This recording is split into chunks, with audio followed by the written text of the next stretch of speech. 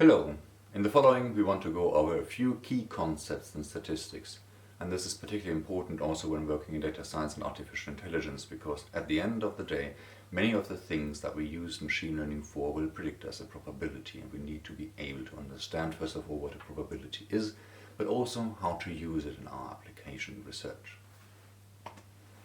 So what do we mean by predictability?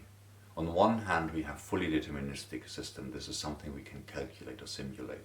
Think of it of a grandfather clock, for example. To some extent, this only really applies to very simple systems. As they become more complex, also the simulation becomes more complex, and the border where it stops to be fully deterministic is quite fluent. On the other end of the extreme, we have no systems where we can have no prediction at all. So, for example, lottery numbers. So everything in between is governed by probabilities. So we can predict this or model this or simulate it up to a point. And any and all realistic systems need to be described in terms of probabilities. For example, the failure probability. When will a piece of metal break under strain? When we should do maintenance on a machine? How long do we have until we run the risk of a plane falling from the sky, and so on and so forth. So this is, for example, determined by the variable distribution, and depending on the parameters, as you can see, there are very different shapes to this distribution. But common to all of them is that the distribution governs when we expect, for example, a failure. One other application where this really comes into play is classification machine learning. For example, we have here images from my electron microscope in steel, and we want to classify, is this a damage in the steel or not, and which type. So this is really a classification task in machine learning, but in the language of statistics we can reframe it and say this is a hypothesis test, and say the hypothesis is that we have a damage of a certain type in here, and we need to be able to ascertain how sure we are that we found an actual damage, not an artifact, for example. So statistics versus machine learning, because in machine learning we only really see that, or we have a classification or regression task. So first of all, what are these? Regression, there we need to determine a number, and again this is also governed by probability, so really we need to determine the parameters of a probability distribution or some empirical distribution, and that we can use to quantify a number. So for example, how much strain can we apply until the steel breaks? This is not a fixed number, but it will have some probability distribution. Classification task is, as we've just seen, which of the known classes does the sample belong to. So the classical statistical approach will be that we build an explicit model for this and tune the parameters to match the data. And machine learning can do the same things, but here we can either learn the model itself from the data, or we know the underlying model and learn the parameters of this model from the data.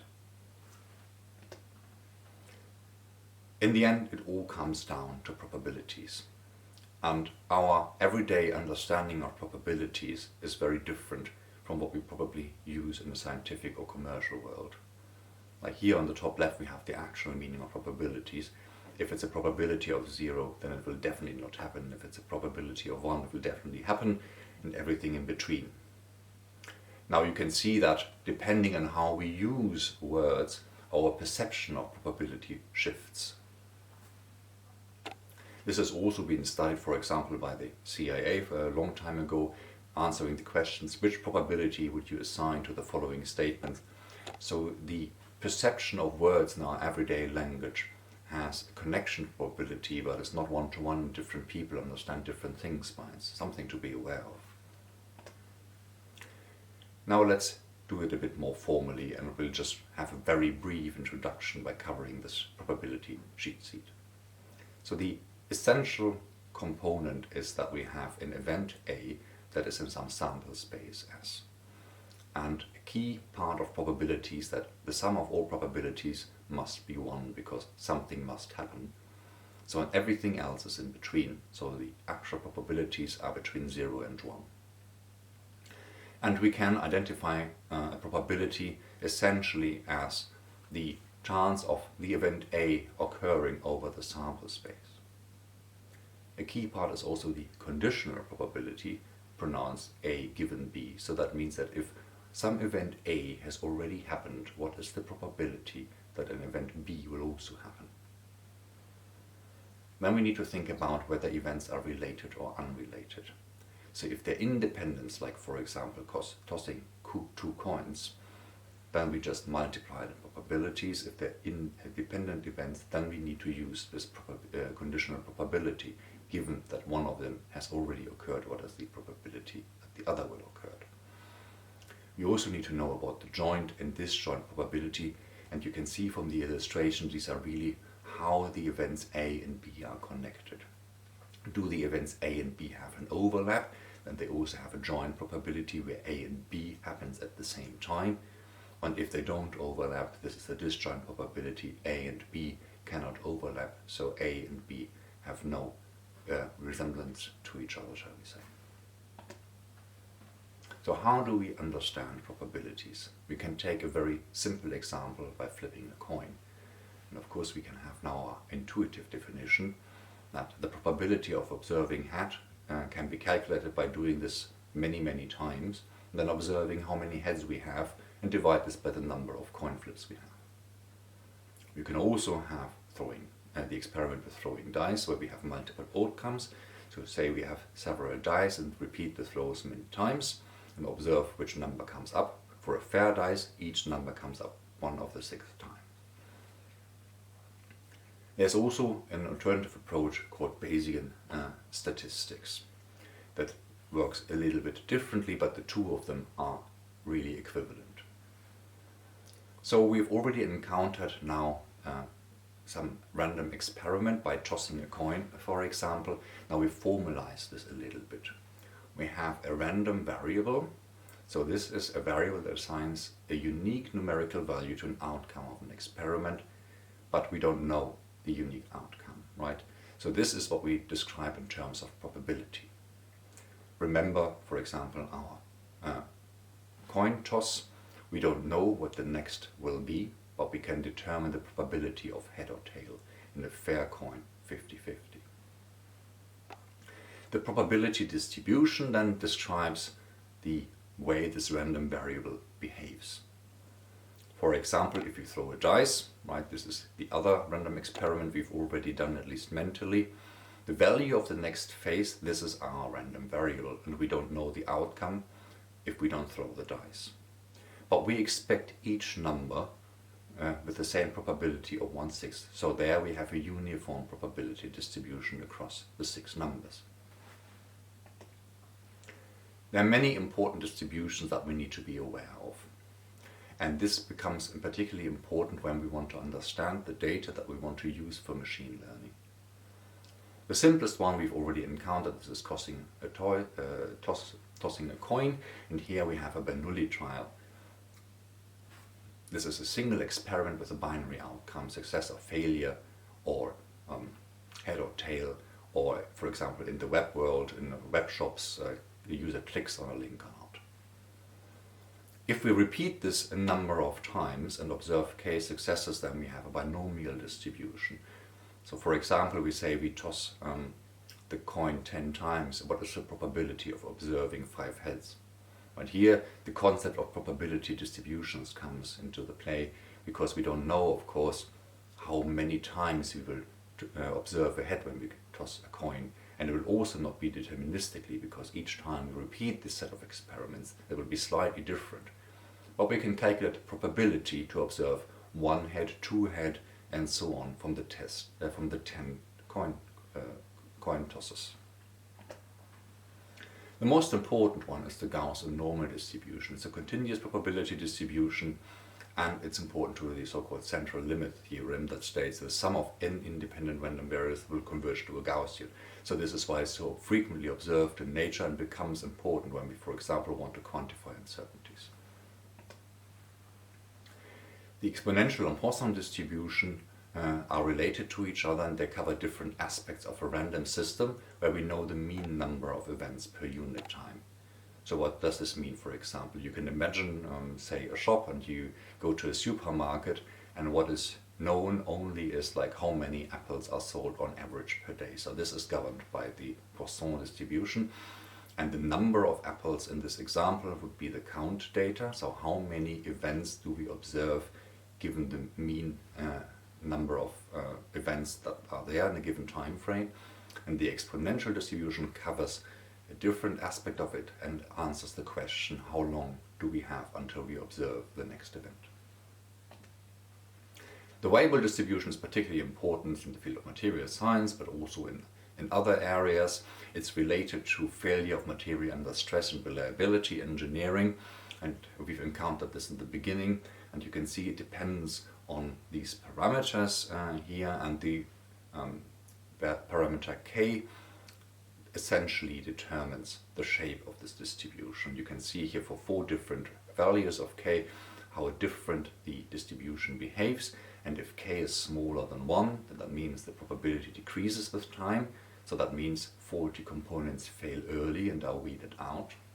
If the probability is constant, then we have a parameter k equals 1, and then the variable distribution becomes the same as the exponential distribution. Essentially that means there is no preferred time at which components fail, and if we have k greater than 1, the probability increases with time, for example material fatigue and so on.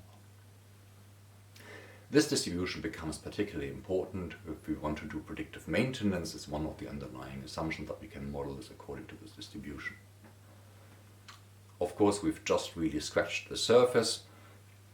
There are many probability distributions, 76 univariate of them, and their relationships in here.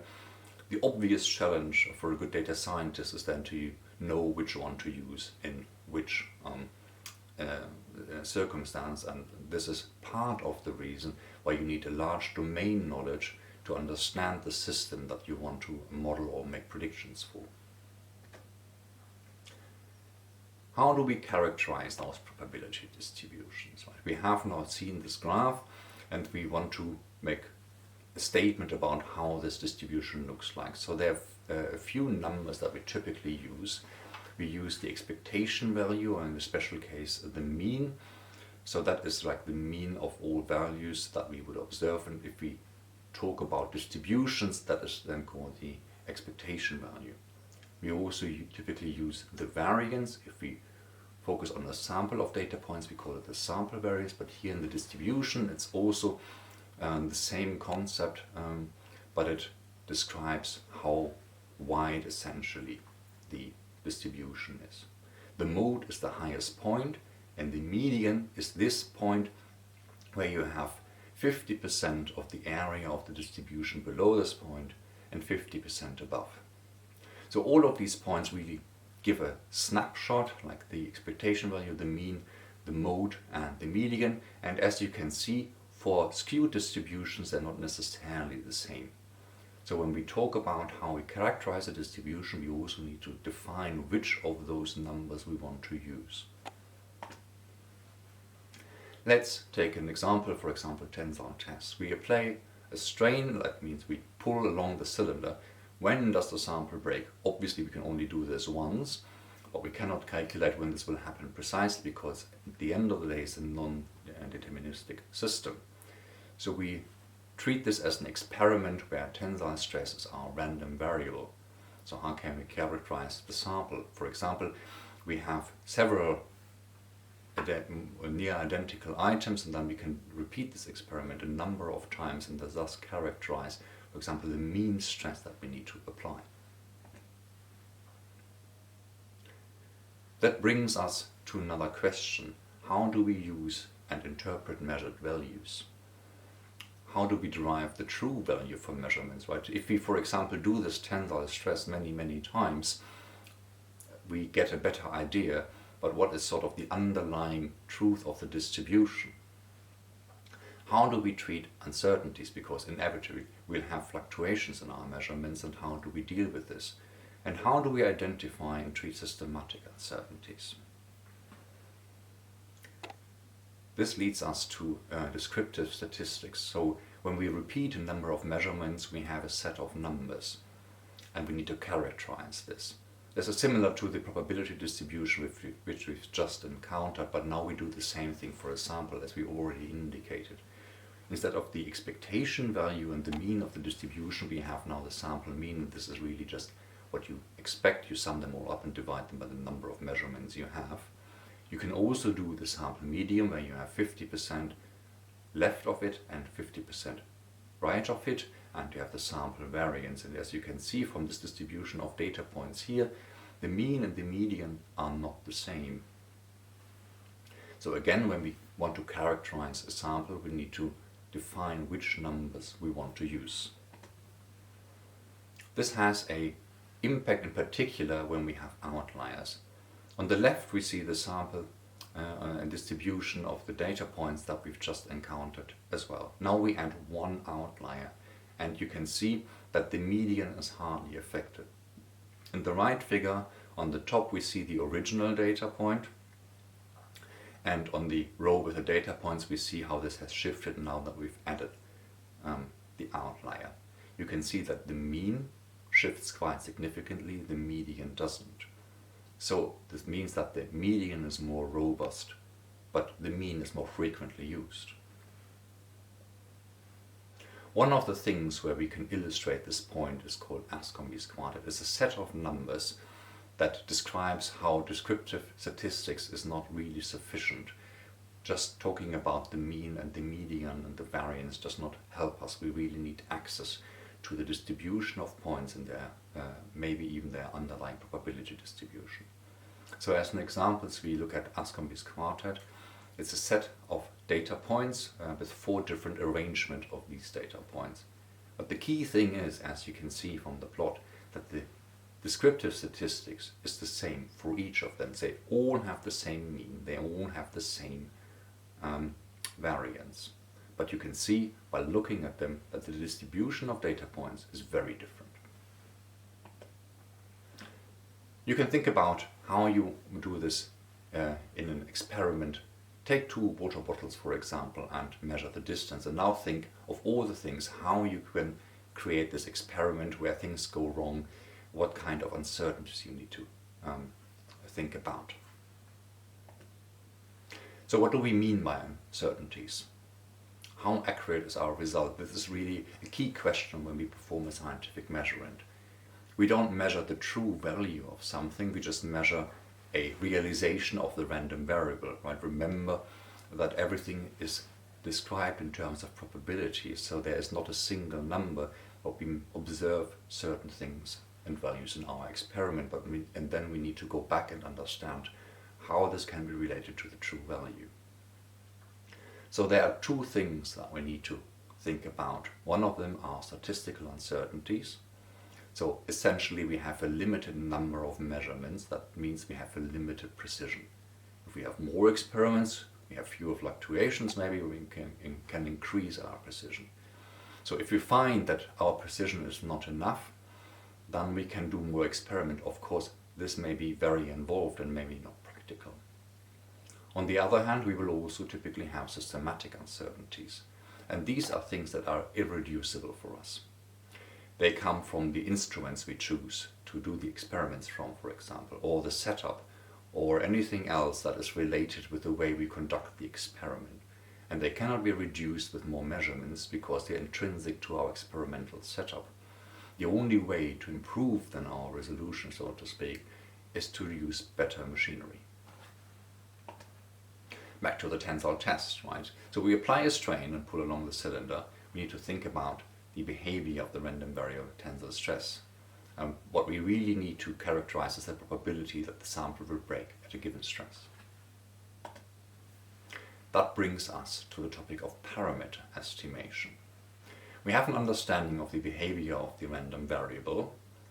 So, for example, we know the underlying probability distribution that depends on some parameters, or we have a model or a simulation that also depends on the parameters.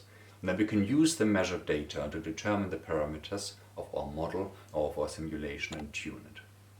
So this is called parameter estimation. What we want to achieve with these parameters and the methods we use, they need to fulfill a set of criteria. First of all, they need to be consistent. That means that if we have many measurements, we should approach the true value. So we not sort of diverge to a different point that has nothing to do with what we want to estimate. This is also reflected in the expectation value, like the expectation value of our parameter should be the true one, and our method to estimate these parameters should be effective, so the variance should be as low as possible, and we should also be robust, for example, against wrong data and assumptions. Now this is a bit simplified, but that will sort of give you an idea of which methods to choose. So do we have the underlying probability distribution, and this comes from our domain knowledge? If not, we might have a model or a simulation, and then if we do so, we can use a method called least squares. If we do know the PDF, then we have two different ways of dealing with this. Do we have data with features and variables? Yes, then we can use, for example, machine learning to learn those parameters. If we don't, we can use maximum likelihood. If we don't have a simulation, and we again have data with features, then we can use machine learning and essentially learn such a model from data. So here you can see that we can combine or choose between different statistical methods like least squared and maximum likelihood and machine learning, and we can use machine learning in two different ways. So in a sense, data science augments the toolkit of a classical statistician. The maximum likelihood method, that is a statistical method, and it has a prerequisite that we have a set of measurements of our random variables, and we do know the underlying probability distribution that depends on some parameters. And then essentially we maximize the likelihood function, hence the name, for a given set of data, what is the best value of our parameter to describe the data. So here we do need to make the assumption that we have a complete model, that we know the underlying PDF. If we do, this method is very efficient. Least squares is a bit weaker in its prerequisites. Again, we need to have a set of measurements of our random variables, but here the model or simulation will also depend on some parameters, but we only optimize the residual, so we don't need to have the full information, but the model needs to make a prediction for all the data points that we have. Machine learning is then another piece of our toolkit. It has the prerequisite that we have many measurements of our quantity of interest, the target, this is the random variable, and we have a sufficient, shall we say, number of feature variables that describe this target variable. In scenario 1, as you've seen, the underlying probability distribution is known from our domain knowledge and our expert analysis of the system. Then we can use machine learning to learn the parameters of this distribution. Or in scenario 2, the PDF is not known. We also don't have a model or simulation. Then we use machine learning to implicitly build such a model from the data. And then once we've learned this model, we can use the machine learning model to predict the future values of this parameter.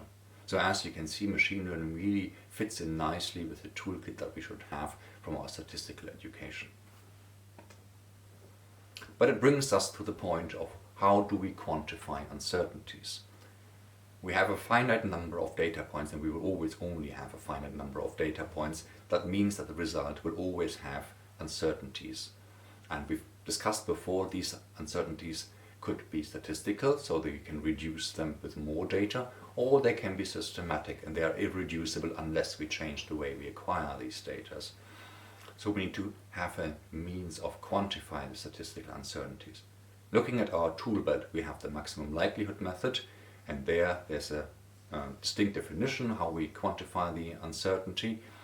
If we have the least squares method, we already compute the residuals, and so we base our uncertainty on this. And for machine learning, well, most people just ignore it at this point. There are specialized packages and probability evaluation, but most of the applications you will come across just gloss over this point. And we should be aware of, when we use machine learning for such an application, that we also need to be able to quantify how sure we are of our results. So we've now encountered a few of them. Think about the advantages and disadvantages of each approach. And to help you with all of this discussion, let's discuss a few pitfalls when working with data. One of them is discussed in this paper, and it looks at the lowest cancer rate in rural countries. And they found that in rural countries in America, the cancer rates are really quite low. That makes sense, right? There are less pollutants in there. People in the countryside may have a healthier lifestyle than in big metropolitan areas and so on. We can also say, and look at them and say, but the 10% highest cancer rates are also in rural areas. It also makes sense if we think about it, because they have less access to healthcare. But now we have the situation where both the lowest and the highest cancer rates are in rural America. So that doesn't really make much sense, right? So what happens is that many rural states have a low population, right? Because they are rural and not big metropolitan areas. That means that we have small samples from which we draw the cases of how many people have cancer. That means that we have to live with large fluctuations. So there's no profound insight versus town versus country. It's really mainly to do with the variation that we observe by counting very small sizes of people. So data can really fool us in many ways, and one of the things that we need to think about when we analyze and work with data is how can we relate our implicit assumptions and our biases and prejudices, how can this affect what conclusions we draw from the data.